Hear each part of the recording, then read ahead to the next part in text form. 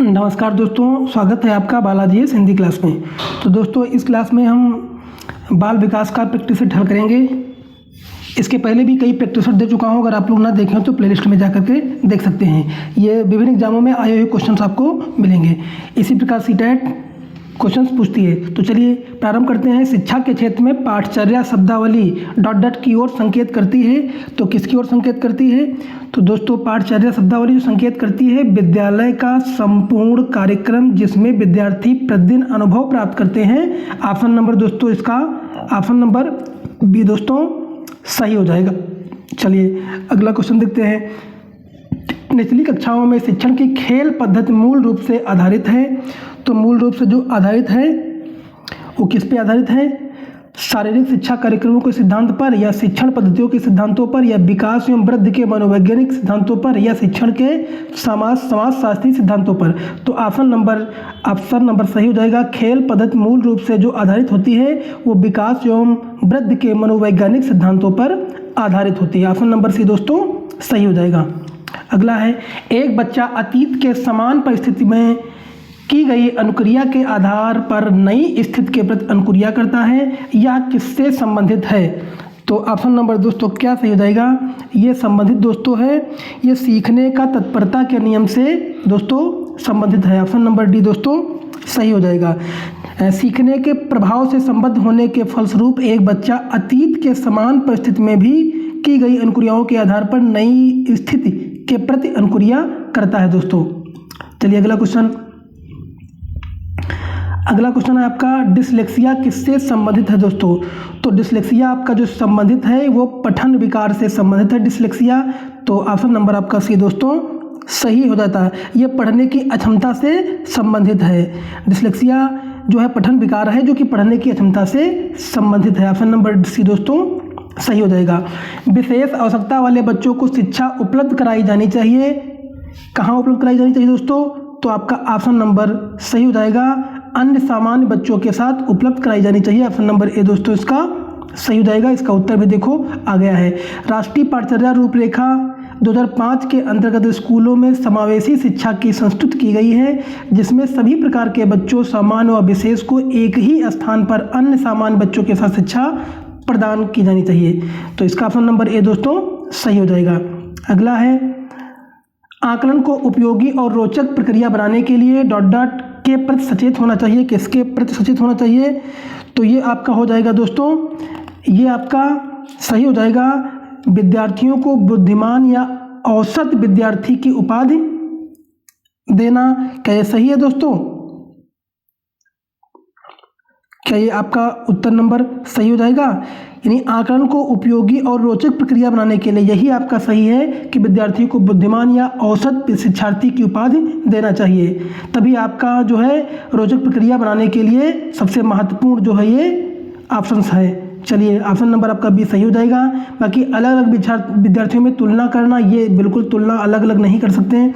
शैक्षिक और शैक्षिक क्षेत्रों में विद्यार्थी के सीखने के बारे में जानकारी प्राप्त करने के लिए विविध तरीके अपनाना दोस्तों, सबसे सटीक आपका यही बी वाला ऑप्शन दोस्तों बैठ रहा है, क्योंकि आकलन को उपयोगी और रोचक प्रक्रिया बनाने के लिए विद्यार्थियों को बुद्धिमान या औसत शिक्षार्थी की उपाधि देने के प्रति सचेत होना चाहिए। इसमें पूछ क्या रहा है?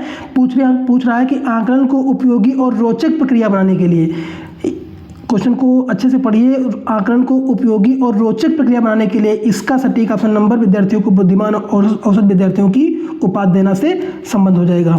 चलिए अगला है, डॉट डॉट प्रतिभाशाली होने का संकेत नहीं है दोस्तों। तो 7 का ऑप्शन दोस्तों सही हो जाएगा। दूसरों के साथ झगड़ा करना ये प्रतिभाशाली का संकेत नहीं है। बाकी सृजनात्मक विचार है, अभिव्यक्ति की नवीनता है और जिज्ञासा, ये सारे आपके क्वेश्चन सही हो जाएंगे। चलिए अगला है, बच्चे दुनिया के बारे में अपनी समझ का सृजन करते हैं, इसका श्रेय किसको जाता है? तो दोस्तों इसका जो है श्रेय जो जाता है ए जाता है पियाजे को, जीन पियाजे को इसका श्रेय जाता है कि बच्चे दुनिया के बारे में अपनी समझ को सृजित करते हैं, ये जीन पियाजे ने कहा था। तो ऑप्शन नंबर दोस्तों आपका ए सही हो जाएगा।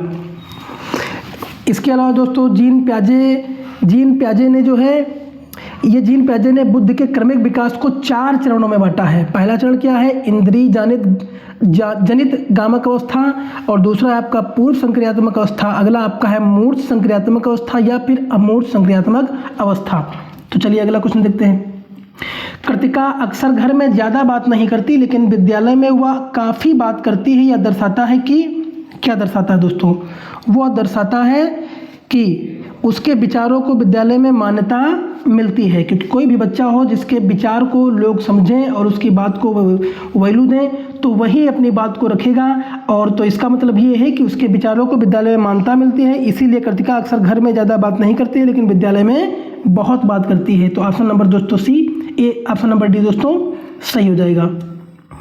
एक शिक्षक को अपने विद्यार्थियों की अक्षमताओं को समझने का प्रयास करना चाहिए। निम्नलिखित में से कौन सा क्षेत्र इस उद्देश्य के साथ संबद्ध है?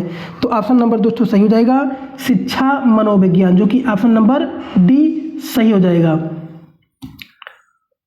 सीखने की प्रक्रिया में अभिप्रेरणा शिक्षार्थी की स्मरण शक्ति को क्या करती है? सीखने की प्रक्रिया में अभिप्रेरणा क्या करती है? शिक्षार्थियों की स्मरण शक्ति को पैदा करती है, या पिछले सीखे हुए नए अधिगम से अलग करती है, या शिक्षार्थियों को एक दिशा में सोचने के योग्य बनाती है, या शिक्षार्थियों में सीखने के प्रति रुचि का विकास करती है? तो ऑप्शन नंबर दोस्तों क्या सही जाएगा? शिक्षार्थियों में सीखने की प्रति रुचि का विकास करती है, जो कि ऑप्शन नंबर दोस्तों डी सही हो जाएगा। चलिए अगला क्वेश्चन। सीखना समृद्ध हो सकता है यदि, कब हो सकता है दोस्तों? समृद्धि कब हो सकता है? क्या कक्षा में आवधिक परीक्षाओं पर अधिक ध्यान दिया जाए? क्या सीखना समृद्ध हो सकता है? नहीं, इस पे नहीं हो सकता है। अगला, शिक्षक विभिन्न प्रकार के व्याख्यान और स्पष्टीकरण का प्रयोग करें। व्याख्यान और स्पष्टीकरण, ये इसका जो है ये भी आपका उत्तर सीखना समृद्धि से नहीं हो सकता है। और कक्षा में अधिक से अधिक शिक्षण सामग्री का प्रयोग किया जाए, या वास्तविक दुनिया से उदाहरणों को कक्षा में लाया जाए जिसमें विद्यार्थी एक दूसरे से अंतः क्रिया करें और शिक्षक उस क्रिया को सुगम बनाएं। तो ये दो ऑप्शन थोड़ा सटीक बैठ रहे हैं, लेकिन सबसे जो सटीक ऑप्शन बैठ रहा है वो ऑप्शन आपका वास्तविक ऑप्शन नंबर ए बैठ रहा है। तो इसका उत्तर सही ए दोस्तों हो जाएगा। चलिए अगला है, निम्न में से कौन से कथन को सीखने की प्रक्रिया की विशेषता नहीं मानना चाहिए? तो ऑप्शन नंबर दोस्तों क्या सही जाएगा? जो कि शैक्षिक संस्थान ही एकमात्र संस्थान है जहां अधिगम प्राप्त होता है।